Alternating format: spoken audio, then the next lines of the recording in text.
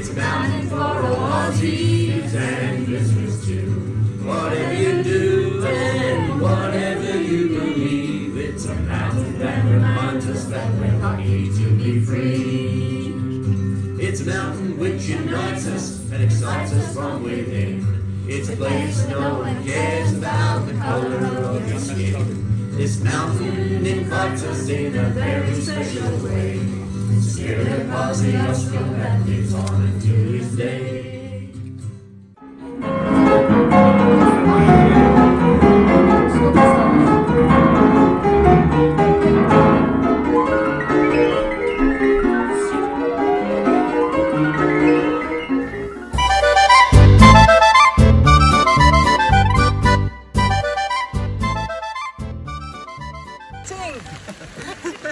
Absolutely, everything is absolutely sunshine, beautiful, no rain, no wind. No wind.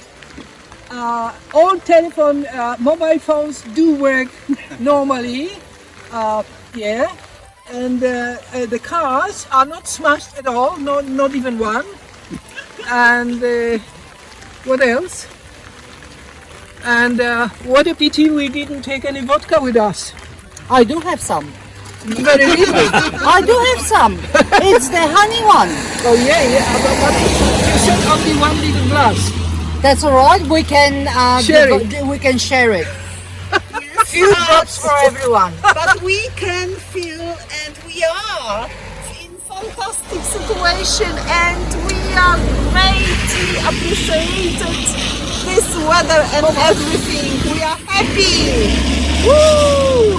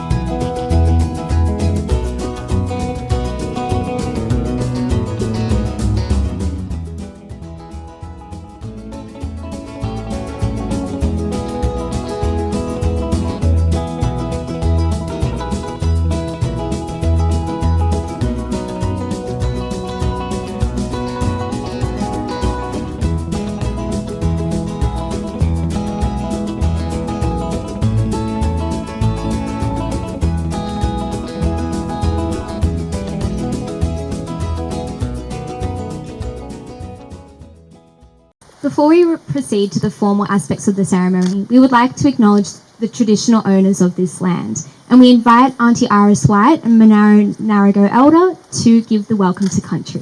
When we first came down here to Geehi about 25 years ago, our first visit to Geehi was facilitated by National Parks and Wildlife Service under the leadership of Dave Darlington, who was the regional manager at that time. And I'd just like to acknowledge Dave and the work and the effort that he invested in developing a relationship between the Polish members of the Polish community and the Monaro Ngarigo people. Today we also commemorate the expedition of Paul Edmund Strzelecki, who in 1840 identified and named the highest mountain in mainland Australia, after the Polish and American national hero Taras Kosciuszko.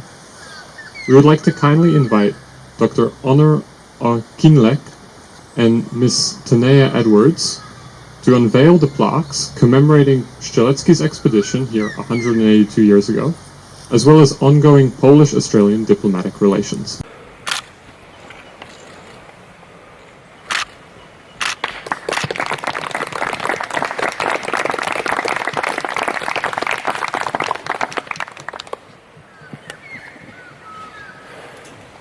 We now come to a special highlight of today's program, which is to celebrate a new milestone in the history of this area and the significance it holds for so many people, in particular the traditional custodians of the land and the wider Australian community, including of course the Polish community.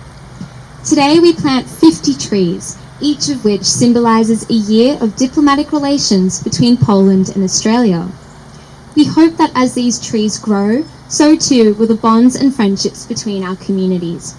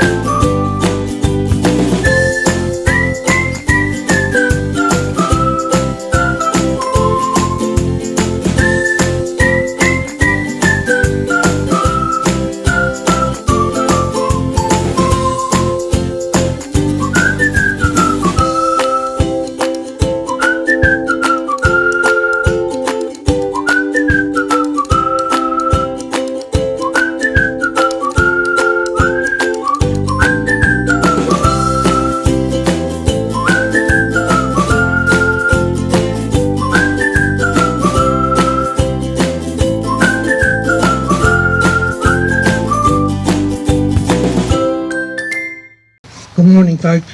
Before I begin, I'd just like to say how moved I've felt standing here amongst this gathering. It's really touched me deeply, and I guess a lot of you are feeling similar. The poem I'd like to share with you is one that really describes where I live in Corryong, but it's appropriate to the whole area, and particularly to the photograph here. The poem's called My Snowy Mountains Home. As I gaze across their beauty, contours grand and tall, the characteristics of my mountain home intrigue me most of all. Silent moods each evening, as sundown takes its hold, deepening shadows claiming me during winter when it's cold. Their structure in the landscape compels each stranger's eye. Craggy cliffs lure eagles soaring lazily on high. Home to myriad wildflowers, catchment for their streams, a challenge thrust to hikers claiming victory in their dreams. Secret, sacred places where Aboriginal folk once stood, deluges from their ramparts threatening fears of flood.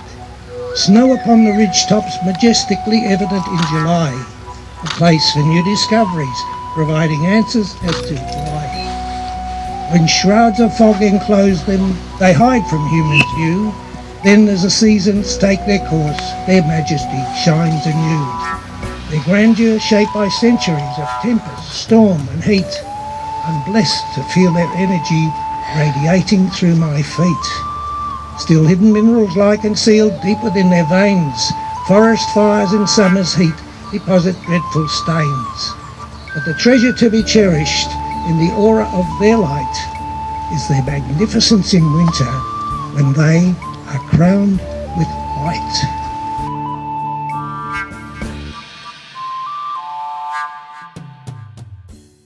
Before we proceed to the formal aspects of the ceremony, we would like to acknowledge the traditional owners of this land, and we invite Auntie Iris White and Monaro Ngarigo Elder to give the welcome to country. On behalf of the Monaro Ngarigo people, I'd just like to welcome everyone here today. Noreen, welcome. To our Polish friends, Dzień dobry. This is an important day for us as well. We have the opportunity to acknowledge the friendship and the relationships that we've formed over the last 15 years with members of the Polish community through Kosciuszko Heritage Incorporated. Tanaya is one of the younger members of our group, and her auntie Sal. When we first came down here to Geehi about 25 years ago, our first visit to Geehi was facilitated by National Parks and Wildlife Service under the leadership of Dave Darlington, who was the regional manager at that time. And I'd just like to acknowledge Dave and the work and the effort that he invested in developing a relationship between the Polish members of the Polish community and the Monaro Ngarigo people. That relationship got off to a fairly rocky start, but we met through the development of the plan of management that was, I think, finalised in 2006. It's been a long road, and we've lost many of our old people along the way. Auntie Ray Solomon Stewart, Auntie Margaret Dixon, and my mum, Auntie Deanna Davison. So we're tasked with a fairly heavy responsibility, legacy and responsibility, to maintain the stories that connect us to this country. I'd like to just thank Andres and Ernestina, Ursula and Tony, and members of LAJKONIK, who have become quite dear friends over the 15 years. And while I'm sure they'll say that we've taught them much, we've also learned a great deal from you. 5 years ago, I had the honour of leading a small delegation of Monaro Ngarigo people to Poland, where we were treated as honoured guests. So in my welcome, I hope that you feel that you are honoured guests, Mr Ambassador, on the traditional lands of the Monaro Ngarigo people. And while we gather in Kosciuszko National Park, Kosciuszko, and we remember two of the heroes of the Polish community, let's not forget that we do stand on the traditional lands of the Monaro Ngarigo people, and this always was and always will be Aboriginal land. Thank you.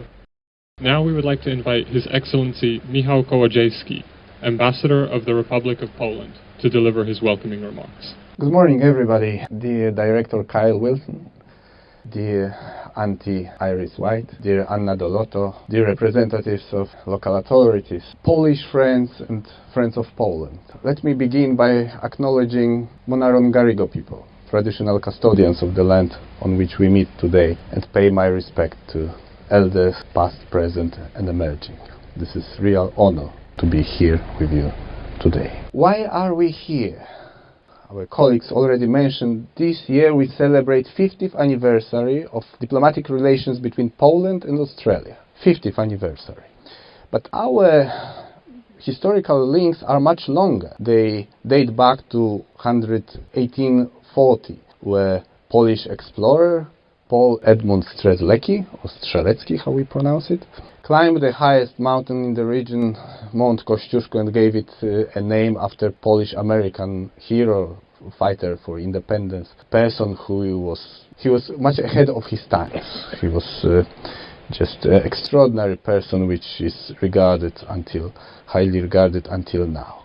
And remembering about 50th anniversary and reminding about our official event, we want everybody to remember about longer historical links. And everything started here, in this region of Monaro Ngarigo. During the Second World War, there were several watershed moments in our history which created strong bonds between Poles and Australians. Everybody remember probably our friendship, our cooperation during the siege of Tobruk. Not many of you probably heard that several years later, in 1943, Australia decided to represent Poland in Soviet Union.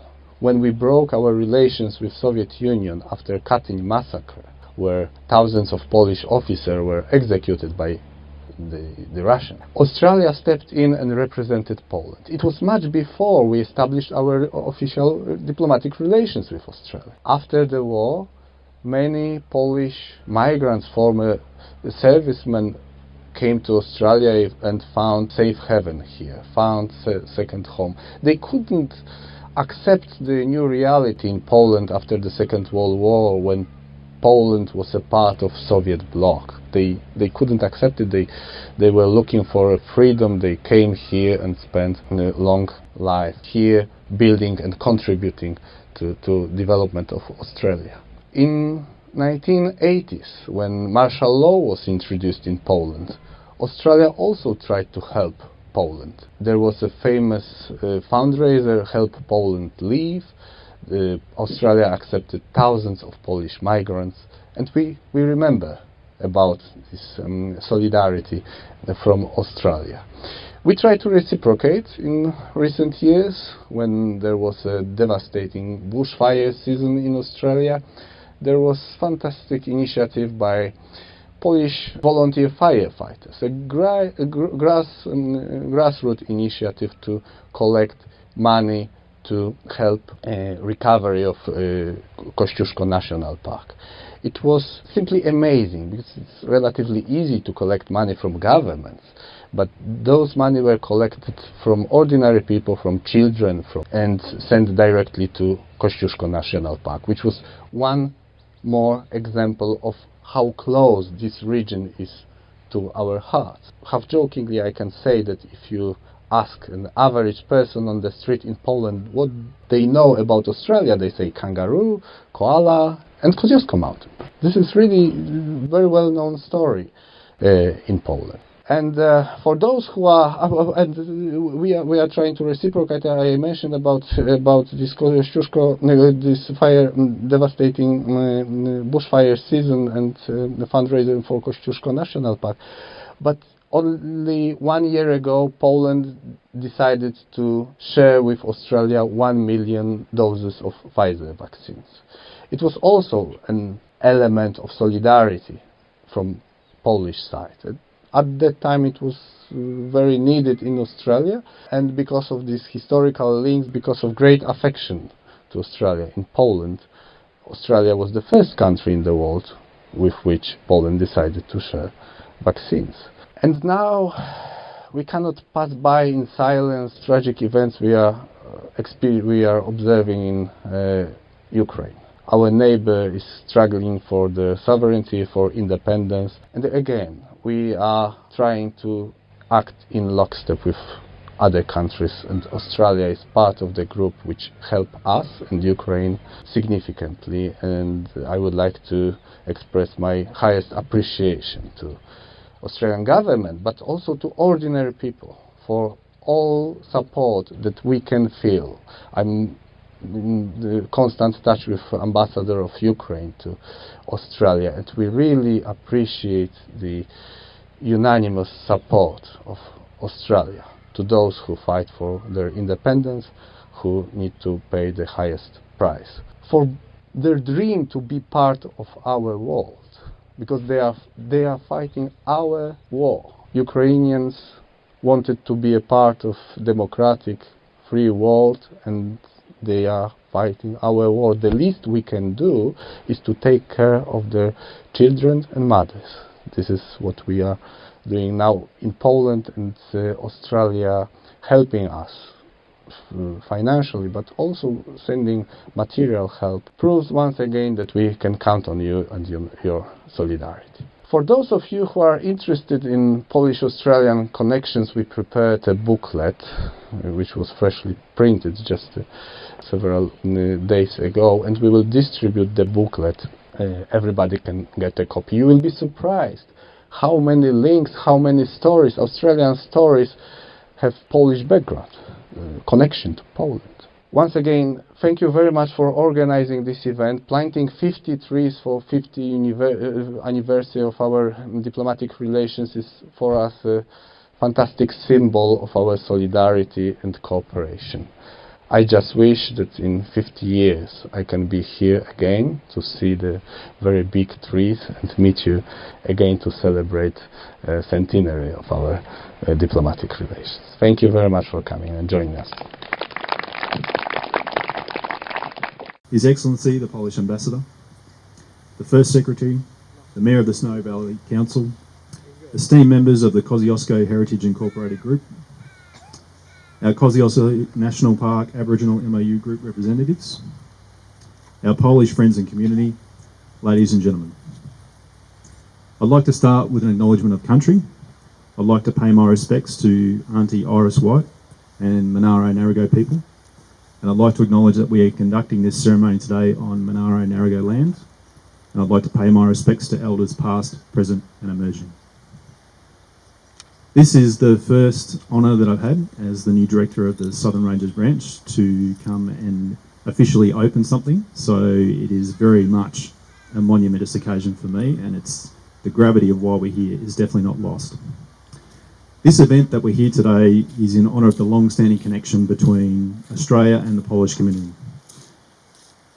This is best referenced by the events from 2019-20, from the fires. And as some of you may be aware, but some of you may not be aware, one of the first commitments for fire funding for national parks and wildlife actually came from Poland. There was a donation of $150,000.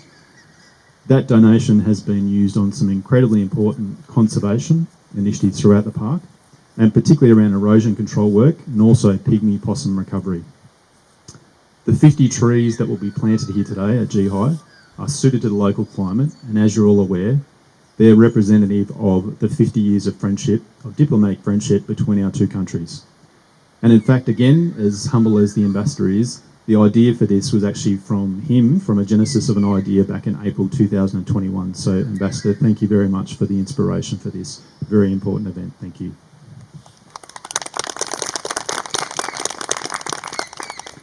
The two plaques that are here and for you detail what the trees signify, and they also provide an overview of the expedition for Strzelecki and the expedition team back in 1840. Today's events wouldn't be going ahead without a whole lot of work from some really important and passionate people. I'd like to recognise that work, particularly to the members of the National Park and Wildlife Service. I'd like to acknowledge the Riverina Highlands field staff, and particularly the area manager Matt White, as well as the rehabilitation team led by Gabby Wilkes, with also some extra work from Michelle Watson. Your efforts in putting this together have been absolutely fantastic. Thank you very much for your efforts.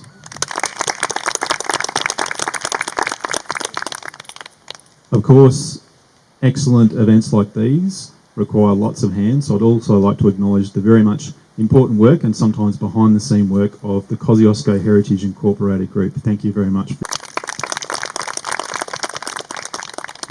And last but certainly not least, of course, this couldn't have gone ahead today without the support and goodwill of the Polish Embassy and also our Polish community and friends. So thank you, each and every one of you.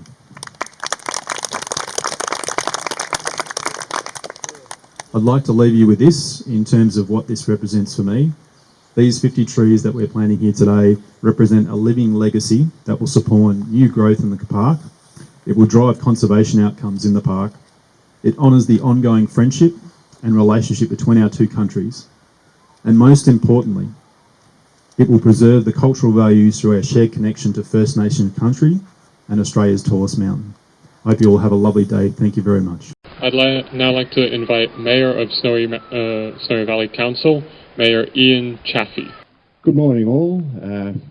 It's a great opportunity to be here today and acknowledge the contribution of the Polish community to this neck of the woods and to Australia generally. If you look at Mr. Strzelecki's association with Australia, he certainly knew how to pick the extremes. He climbed Mt Kosciuszko and obviously named it.